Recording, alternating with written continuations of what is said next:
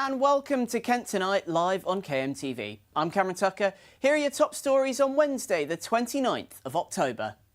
Building a future, Lower Thames Crossing looking to train next generation of construction workers in Gravesham. If this is going to work, that local people feel, and it will take time, but this is a bonus, it's a plus, not a minus. Housing hotspot, Medway house prices have increased almost 5 times more than in the rest of the South East. This is as a result of us not meeting our housing targets for new builds. It's also a result of us not having a local plan in place. And bundles of joy. We meet some of the newest additions at Wingham Wildlife Park. The meerkats have been very much hidden away, cared for by Mum, but the capybaras, they're crazy little things.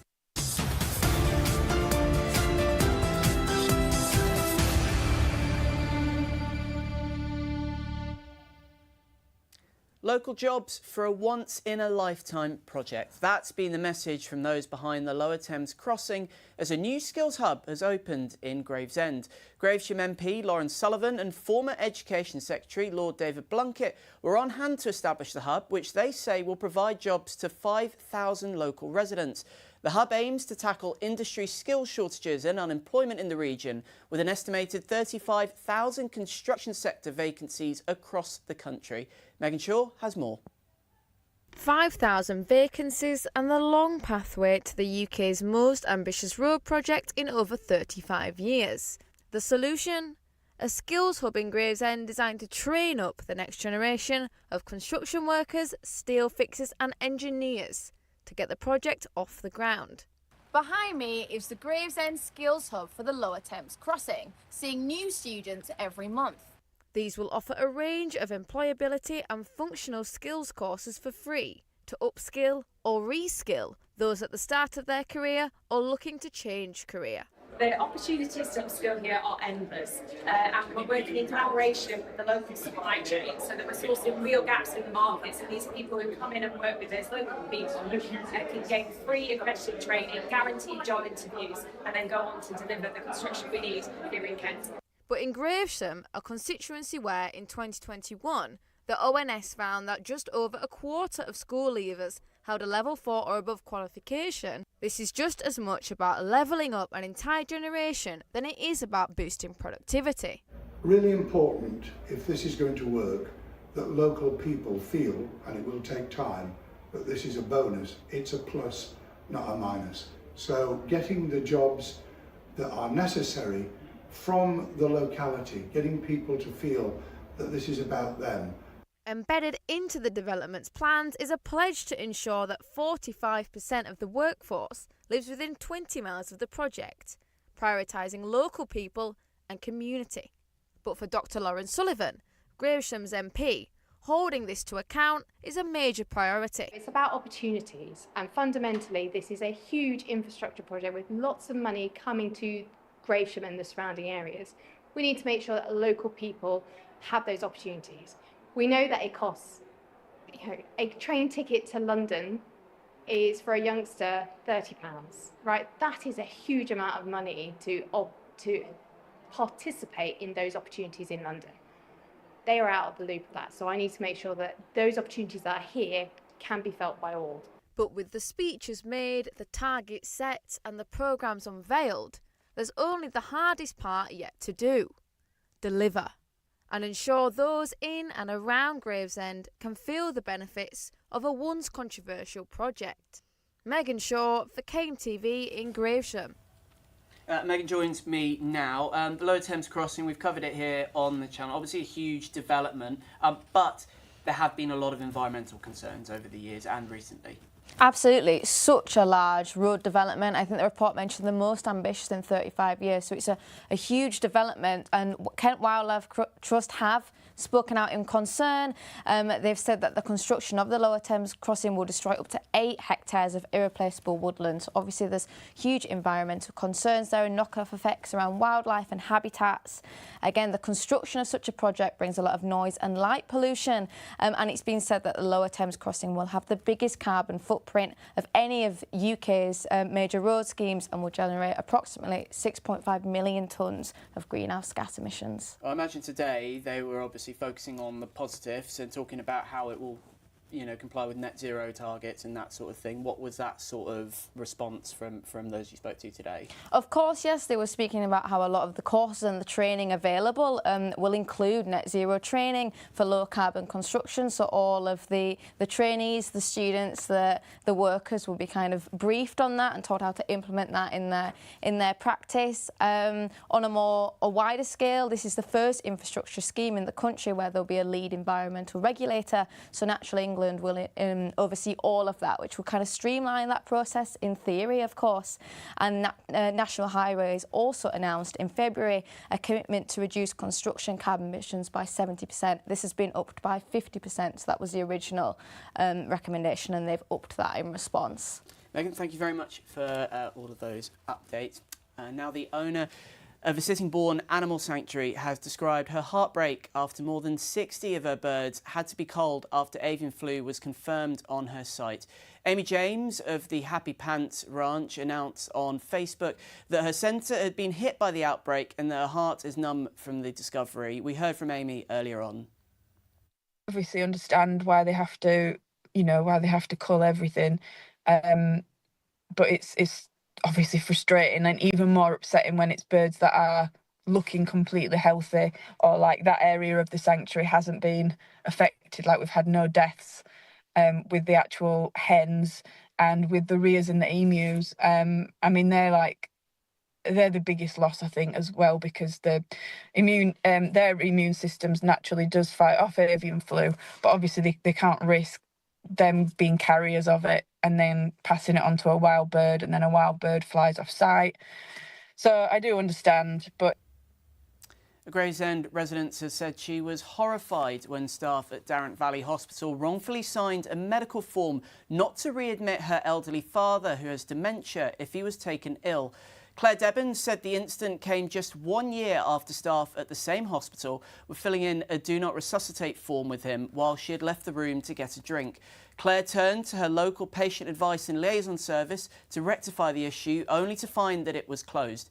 She then had a meeting with the consultant over the mistake, who apologised and claimed another consultant had finished completing the form without their knowledge and sent it home with her dad.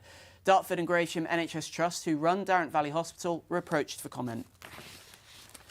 A Gillingham man who attacked several members of a family at an 18th birthday party in Newington has had his prison service extended. Jason Howe was described as enraged as the Hulk and faced 9 charges at Maidstone Crown Court. He'd only been out of prison for 11 months, having served a 12-year sentence for rape in 2011. The extended sentence comprises a 7-year prison term, of which Howe will have to serve 2/3 before he can apply for parole, and a 3-year additional licence period. He's also made subject to a 15-year restraining order. During the trial, Howe spoke about his traumatic upbringing combined with being in a custodial environment for so long as normalised violence for him. Now, Medway Council's local plan proposes that 24,000 homes are to be built across the 5 towns by 2041.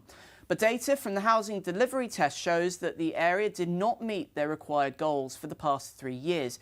And with housing prices in Medway spiking 5% in the last year compared to the rest of the South East, which has risen by 1.2%, Daisy Page has been investigating the impact on residents. 1,658. This is the number of homes Medway Council needs to build each year to reach their 2042 target. With over 24,000 houses expected to be across the 5 towns in the next 2 decades, this hopes to release the pressure off the growing demand. In the southeast of England, housing prices have increased 1.2% in the last year, but here in Medway, they've increased 5%. But with buildings on the rise, the question remains why Medway prices have exceeded the rest of the county. I feel it's because of the shortage of supply that we've got here in Medway and an increased demand. The number of people looking for accommodation, living in temporary accommodation is outgrowing our supply. This is as a result of us not meeting our housing targets for new builds. It's also a result of us not having a local plan in place for a number of years. The council created the Medway Development Company to help deliver residential developments on land owned by the council by transforming underused spaces and regenerating land into residential living areas. With the data from the housing delivery test showing that the area has not met their required goals in the last 3 years, how is the housing shortages and rising expenses impacting the lives of Medway residents? It might not affect me so much, but our children within the next couple of years might be starting to look for a home in this area. So yeah, I don't fancy their chances. For youngsters nowadays, they just can't afford to get onto the property ladder. You need a certain amount of deposit. You've got lots of new houses going up, but none social for people that can afford. Rent prices are just astronomical. They're all stretched. I think everyone would acknowledge that, but I think there does need to be additional support for people who can't afford to live in their own homes at the moment, and for opportunities to be present to them, they will have to have additional support. With the council's regeneration projects occurring across the towns, it hopes to reach their housing goals and deliver affordable homes to the area. Daisy Page for KMTV in Medway. Now time to head for a quick break, but next up we take a look at the latest in sports headlines from across the county with Etalee Reynolds. Right after, we take a look at the forecast for the coming days, and our resident health expert Dr Julian Spinks takes us through two major medical stories dominating the news. We'll see you for that and more after the break.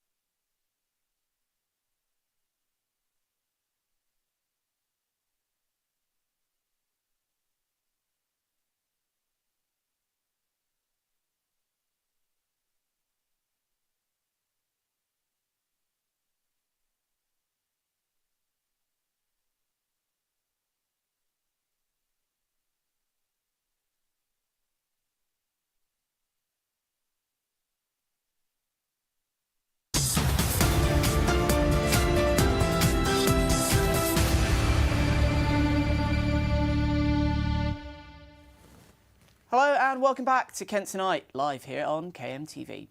An American diner on Northfleet High Street was forced to close after a major fire ripped through the former Portland's building opposite it. The High Street has been closed since Monday after the fire that burned throughout the weekend because of the clean-up. Kent County Council has said the road may still be closed until November the 16th. Manager of Hot Rod's Diner, Laura Chandler, was expected it to be busy for Halloween. Unfortunately, she was disappointed because of a lack of communication between the council about the closures. An owner of a Chinese restaurant in Sittingbourne said she isn't going anywhere despite plans for flats to replace the restaurant. Owner of the dinner house in Sittingbourne, Ada Chen, submitted plans for the restaurant to be turned into 5 new flats.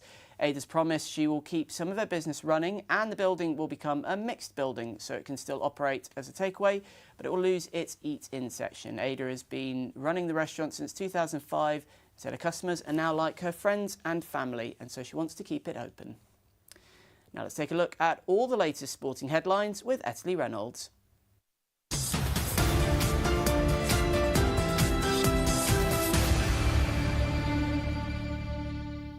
First, looking at football, Gillingham striker Sam Vokes insists that history won't repeat itself this season for the team. Gillingham have seen a poor run of results this month, taking just 1 point from 4 league matches. Despite a loss to Salford, Vokes is confident that they can turn things around and get back to their winning form. The Welsh international said they're still fighting to the last minute to get a result, and that may have been different in previous seasons. He added that he doesn't believe the recent losses have anything to do with manager Gareth Ainsworth being away. And keeping with football, Chatham Town women will now turn their focus back to the league after winning a place in the round 2 of the Women's FA Cup. Over the weekend, the team beat Wimbledon on penalties after a 3-3 finish. 38 minutes in, Ellie Jeffkins scored a free kick from near the halfway line and then before half-time scored another, putting Chatham ahead. Wimbledon hit back during the second half, but substitute Amy Ross equalised late on for Chatham. This success follows a 1-0 loss to Dulwich Hamlet in the National League Cup game last week. The team will now play them at home tonight and will play Cambridge United on Sunday. Chat's boss, Keith Bonus, has said these points are needed to keep the momentum going. And finally, in rugby, new Harlequins centre and Medway's own Rachel Burford has been named one of 25 female pioneers of rugby by the RFU.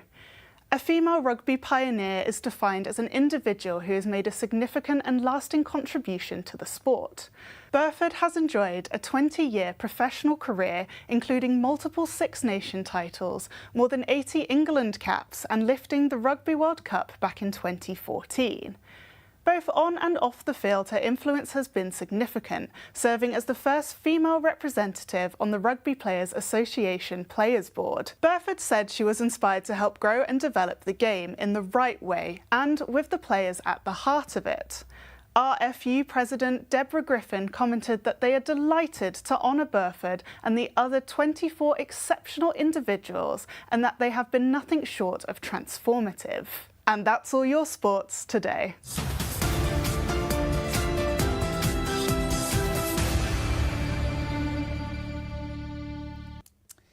And now time for a quick look at the weather.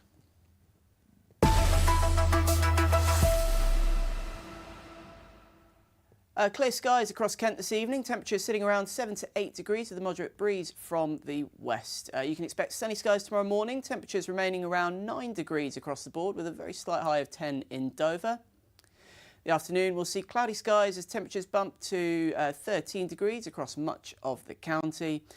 And the outlook for the coming days shows Friday rising to an average of 16 degrees with continued cloudy skies. Saturday we'll see light rain and an average of 14 degrees, dropping to 12 as the rain continues into Sunday.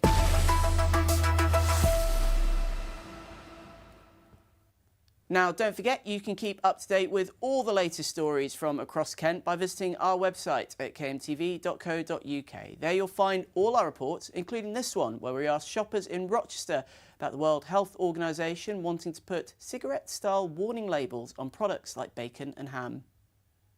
Nope, no idea. I did not. No, I didn't know. I think more of people should be eating more natural foods that haven't been preserved and definitely going to local farmers markets or shopping locally as possible. Yeah, buying fresh food is definitely better for you because you know that there's not going to be as many chemicals in there. More vegetables and pasta, but not so much meat at all. Whatever type of meat it is, not so much meat. More veg, more whole grains, pulses, things like that. Fruit. It was definitely going to make me think twice about where I get my bacon from, that's for sure, yeah. But yeah, other processed meats, I don't get that as much, so that doesn't matter anyway. But yeah, bacon, going to have to look into that. It definitely will. Now I have that information, it definitely will, yes. Bacon's not the only health headline this week. With more of the top stories from across the county, we have our resident health expert, Dr. Julian Spinks, with us now.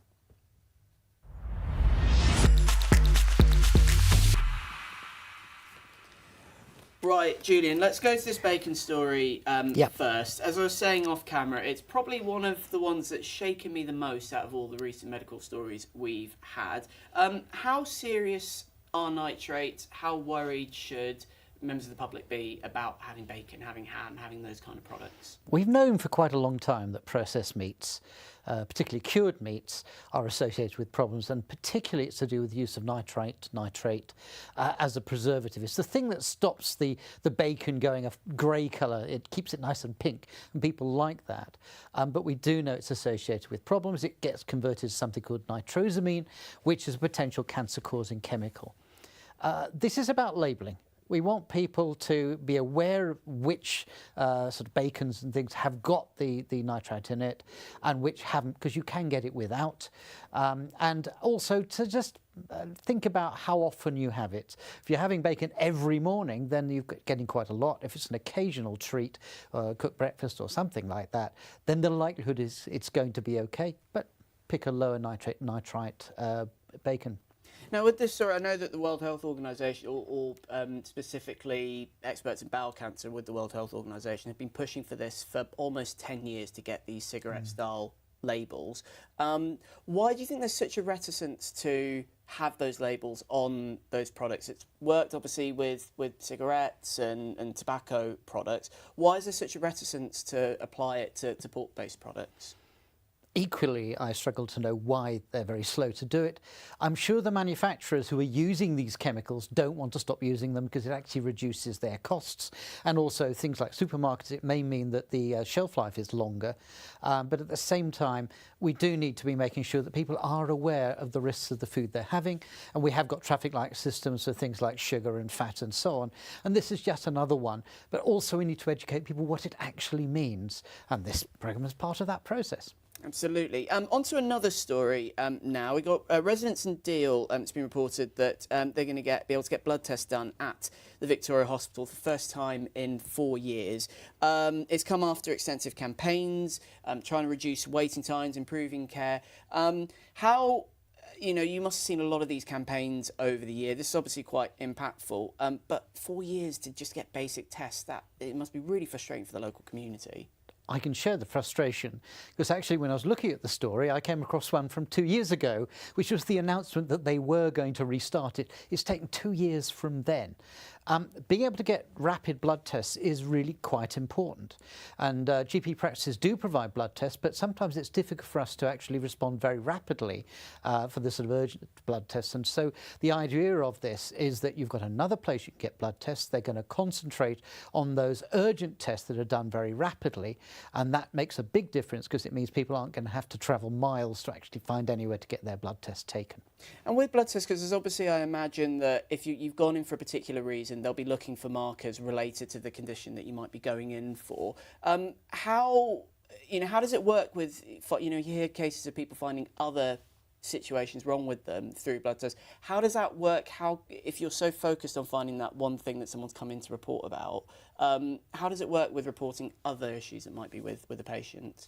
We have to ask for the specific test we want. However, some of them will cover a broad range. So if you're looking at something like a full blood count, that can show infection, it can show cancers, it can show anemia and so on. So we can spot these other things. And the two types of tests we're doing diagnostic tests, but also remember there's lots of people who need monitoring tests. And actually you never know when that routine test is going to need to be urgent because you suddenly discover that their blood is off and we need to take some action. We reported earlier on in the show about cases of bird flu being found in Sittingbourne. There's an exclusion zone that's been set up there. How worried should residents and indeed the rest of us in Kent be about finding these avian flu cases? At the moment, the risk is low. Transmission is from birds to humans, but not humans to humans. And there's only been about 25 to 30 cases worldwide with bird flu going across. We've had one case in the UK, but at the moment it's not something to worry about unless you are being exposed a lot to birds. And we've got time for one more story as well. We've seen that monkeypox cases are also on the rise throughout Europe. UK health officials are encouraging people to get vaccinated. I remember this story came up a couple of years ago as well. Is that a similar warning that it's quite a low risk, people to just be vigilant? What would be your words on that? Well, it was upgraded, then downgraded, and it's back again because of cases in Europe and the suggestion that is going from person to person rather than from animal to things. It's a particular group, particularly men who have sex with men, who indulge in things like group sex, and those people can actually get vaccination on the NHS. The actual thing gives you a nasty flu-like illness and sort of spots, and one version, the one that's coming around at the moment, is more serious, so we do need to take it seriously. Julian, thank you as ever for coming in and telling us all about those stories. Dr. Julian Spinks, KMTV's resident health expert there. It's time for a break now. Next up, we'll be having a look back at our top story related to Lower Thames crossing and more stories from across the county, all in a few moments' time.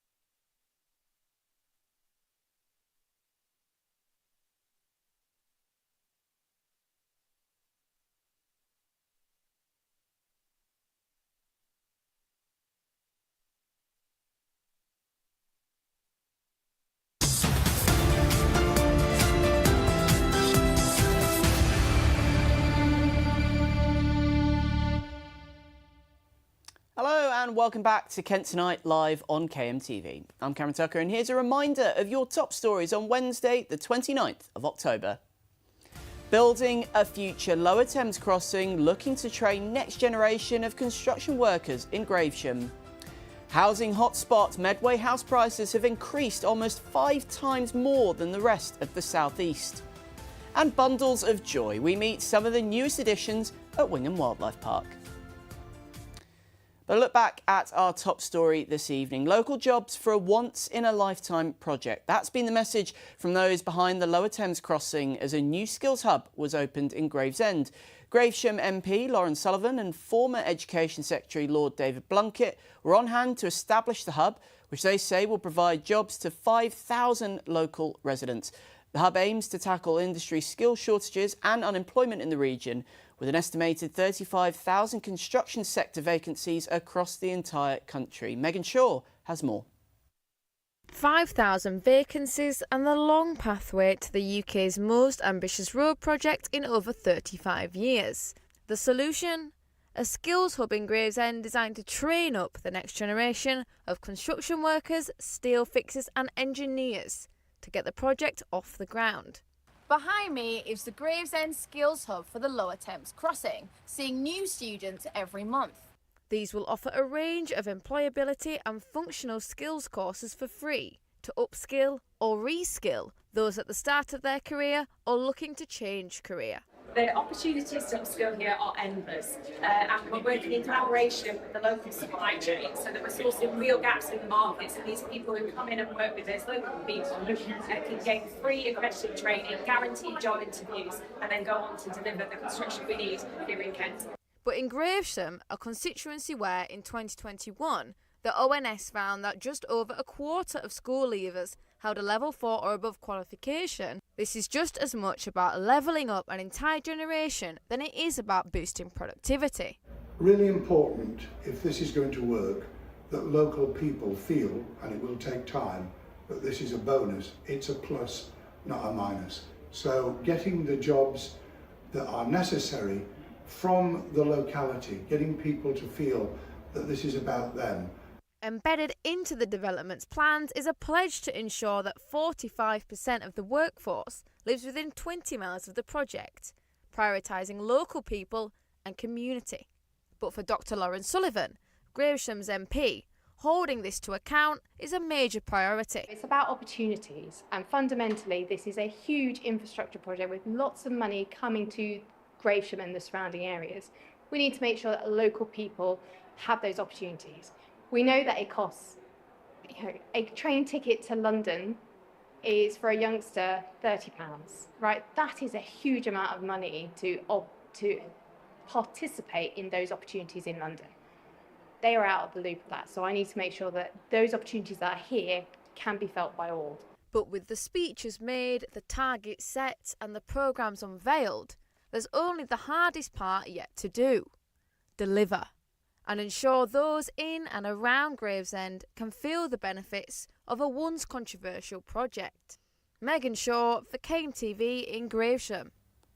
As bonfire night approaches, Kent Fire and Rescue have been warning those in the county to be aware of the risks that come with bonfires, sparklers and fireworks. With Kent skies set to sparkle again during the autumn festivities, fire safety awareness is essential, as Vicky Board from the service told us. Vicky, thank you so much for speaking to us today. We're going into what I imagine is a very busy season for you at Kent Fire and Rescue, with Halloween and then Guy Fawkes Night coming up shortly after that. What are some of the common call-outs that you get at this time of year? So the majority of our call-outs this time of year are weather-related. So today, if it's raining, we could see an increase in road traffic accidents, and we just ask people to be aware of wet roads and drive to the conditions of the roads and the weather. We don't see a dramatic increase in calls in relation to fireworks night. I think that's mainly because most people attend organised events. They're well organised with risk assessments and safety at the forefront of the events, and that's what we encourage all of the public to do, is if they would like to enjoy Guy Fawkes Night and fireworks, is to go to an organised event. And what words of advice would you have to those at home? You know, there's obviously going to be a lot of Halloween events, trick-or-treating, you know, flames related to that as well with lanterns, etc. So what word of warning and advice do you have to families who might be staying at home and be celebrating those events with those open flames? So if you have any fireworks or sprinklers at home, sparklers at home, we advise that these are kept at arm's length. We ask that everyone stands well back from any fireworks and that children are kept away from fireworks and sparklers. If you are unfortunate enough that clothes catch fire, then we ask that you just remember the stop, drop and roll protocol that we use and that you call any burns. In relation to candles, we recommend battery operated candles rather than lit candles, but if you do like candles, to keep them on a solid surface and away from any materials, and make sure that they're blown out and never left unattended. And I want to focus on that, on the point about materials there. Are there specific materials that people should avoid, you know, really? Because you want people to have fun, and you were talking about sparklers a few moments ago, and that sort of thing normally could be quite innocuous. But are there particular materials related to flames, or even costumes in particular, that really people should be avoiding at this time of year? We just ask that everybody buys their fancy dress outfits or clothes from reputable retailers on the supermarket and on the high streets.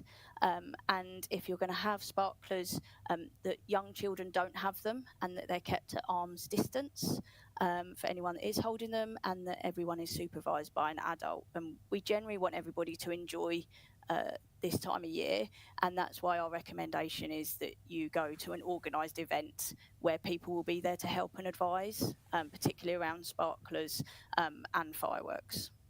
Do you also find that there's some common misconceptions around fire safety around this time of year? You know, we were talking about some of those large organised events. They obviously have good health and safety policies and officers around a lot of those events to, you know, ensure that there's no issues that flare up. But do you find there's a lot of misconceptions about fire safety maybe around this time of year, that you're having to advise people and keep having to repeat certain messages? We obviously have seasonal messaging. So this time of year we are talking about fireworks, we are talking about sparklers, we are talking about candles, we are talking about electric blankets, we are talking about driving, so all the things that people start doing as autumn comes in, but we just have our seasonal messaging that we deliver according to the time of year. Vicky, thank you very much for coming to talk to us. Obviously, make sure that everybody keeps safe at this time of year, and I'm sure we'll have you on as we come into the Christmas period shortly. Vicky, thank you very much. Thank you. Next, budget proposals from Canterbury City Council show plans to further raise car park prices in the borough are already at a high with £2.10 last year. The increase has been met with anger by businesses who say the charges are pushing away potential customers. The council have explained the proposals are intended to attract people to cheaper car parks that are located further out of town centres to mitigate pollution and traffic. Megan Shaw has more. How much is too much to pay for a day by the seaside? Under Canterbury City Council's new proposals, this figure might increase, as plans to hike up council car park prices loom over Canterbury, Whitstable and Herne Bay. This would be the second price hike in 2 years, as measures brought in last year rose some by up to £2.10 an hour. Announced last year but then scrapped in February, these plans seek to bump up Band 1 car park charges by 10p. But as Whitstable is already the priciest place to park on Kent's coastline, residents and locals alike were disgruntled by even the smallest increase. I think it's diabolical, and I can't see what we're getting for that. I think it's greed on behalf of the councils, and it will push the independent shops into wondering if it's worth their while staying in the winter. We did look at the price per hour and kind of go, how much, when we got here, yeah. But we knew what we wanted to do, and fortunately we're in a position where we can pay that. I think it's quite expensive. £3.70 an hour in this car park here is quite a lot of money. But I appreciate it's gone up quite a lot recently, which is obviously quite a shock to the locals. But those who seem to be most affected by these increased prices doesn't seem to be those paying them. Instead, it seems to be those who own businesses within Whitstable who are feeling the pinch. Carol Ridley owns dress shops in Whitstable and Sandwich and worries this decision might put businesses like hers at risk. Parking is outrageous. I mean, I have wonderful clothes, and yes, they're quite expensive, but they're worth it. And all my people say to me is, I come for the day, we want to go to the beach, we want to fraternise the restaurants and the businesses. But now, adding another 30 minimum to the day out just on parking. Instead of coming once a week, they're coming once a month, and I know that for a fact. I mean, it's outrageous. They are so out of touch. But for the council, pricing people out of the most expensive car parks seems like part of the plan to improve the area. And the idea behind this is that we obviously want to limit the impact of parking prices on people as much as possible. We want people to have that choice. If you want to park right in the town centres, then that's something you can do, but that will come at a premium. Right? We want people to use those cheaper car parks. And the reason we want them to do that is because they are the less polluting areas. It discourages people from driving into those areas. With the proposal still up for consultation, it's uncertain if freezing prices for 80% of Canterbury City Council's car parks will keep residents and tourists coming, or if pushing ahead with price hikes will see them out the door. Megan Shaw for KMTV in Whitstable. More after this break.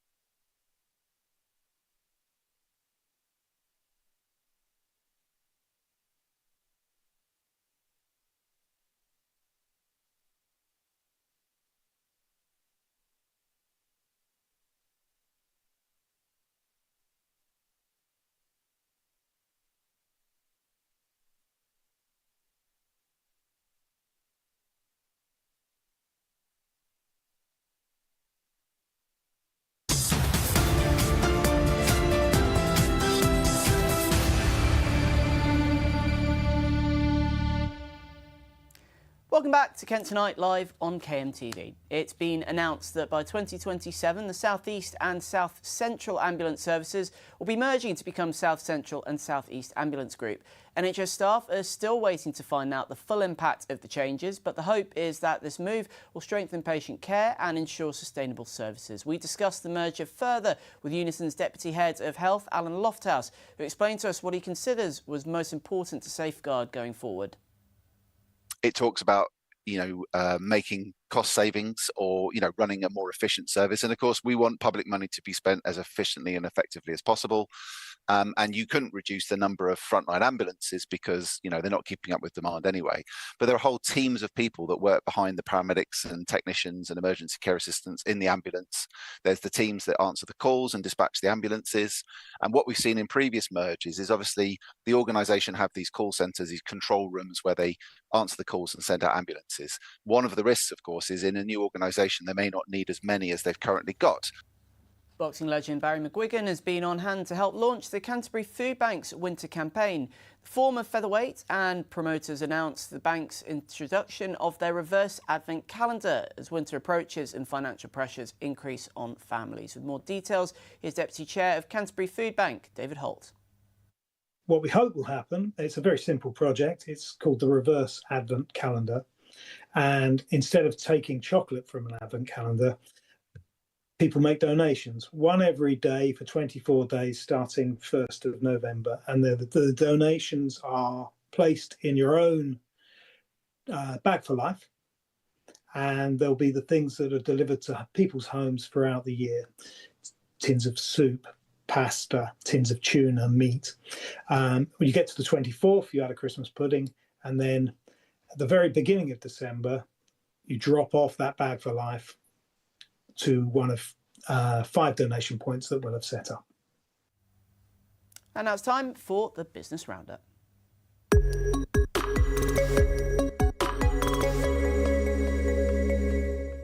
Plans for a new 70-acre lorry park in Dover have been revealed. The facilities will provide space for 600 HGVs heading to Dover and will sit just 8 miles from the Eurotunnel terminal. The aim of the works is to ease regular disruption caused by the congestion at the Port of Dover. The facilities will be open 24/7 and will include a restaurant, gym, shop, shower and toilets. The Port of Dover has welcomed the proposals, which will be subject to a public consultation in December, prior to plans being submitted to Dover District Council. Earlier this week, Deal said goodbye to yet another high street staple. This follows Poundland's June statement where they announced their plan to permanently shut 68 shops. With other shops and banking branches closing down in Deal, locals are left worried that the lack of variety leaves very little to do in the town. Fast food restaurant Pizza Hut has announced its nationwide closing of branches, with 132 restaurants being sliced to 64. Ashford and Bluewater restaurants could be saved as a part of a buyout deal involving the American hospitality giant Yum Brands, which owns the global Pizza Hut business. Across Kent, however, Chatham and Broadstairs branches are set to close their doors, and as many locals have noticed, the Canterbury branch shut down earlier this year, with bosses suggesting it was no longer in the best position to meet demand.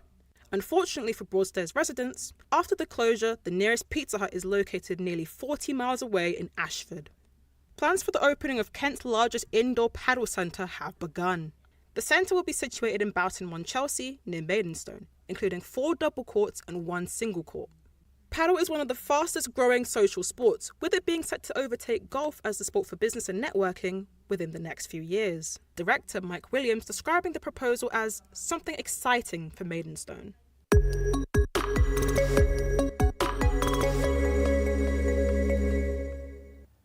Nicole Stewart, keep it on there with the Business Roundup. Now remember, you can keep up to date with all our stories from across the county by going to kmtv.co.uk.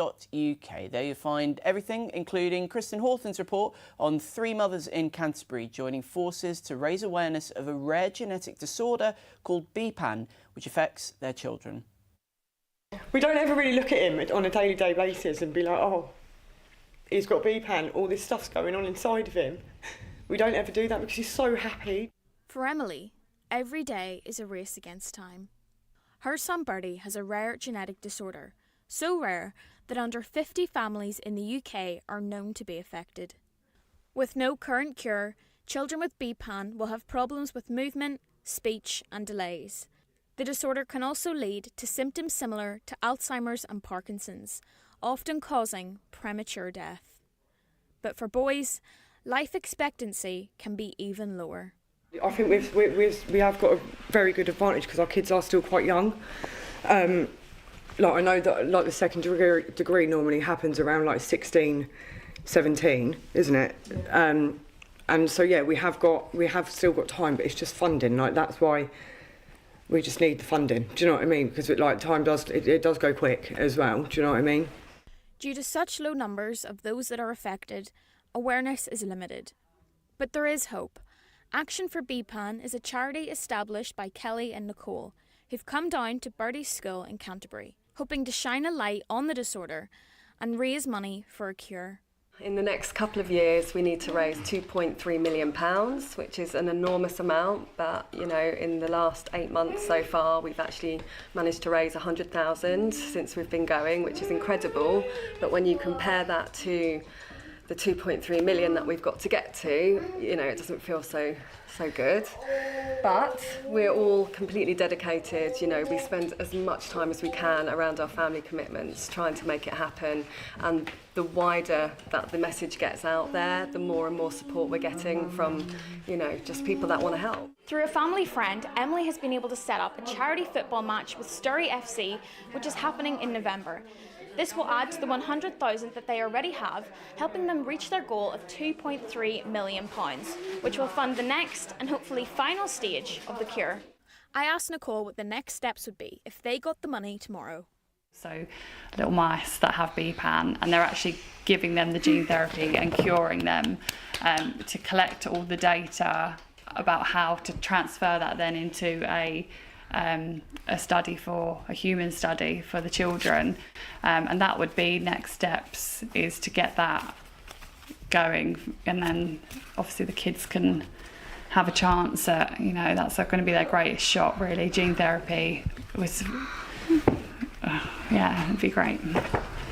Although 2.3 million is a large goal to meet, the women here feel confident that they will reach the finish line, one fundraiser at a time. Yeah, it's just trying to reach out to everyone just to be like, please help save our kids. Do you know what I mean? Kristen Hawthorne for KMTV, Canterbury. Now it's time for a quick look at the weather.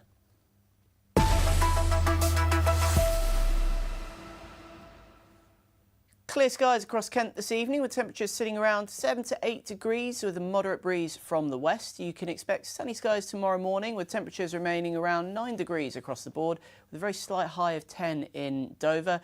The afternoon will see cloudy skies as temperatures bump up to 13 degrees across much of the county. The outlook for the coming days shows Friday rising to an average of 16 degrees with continued cloudy skies. Saturday will see light rain and an average of 14 degrees dropping to 12 and rain on Sunday.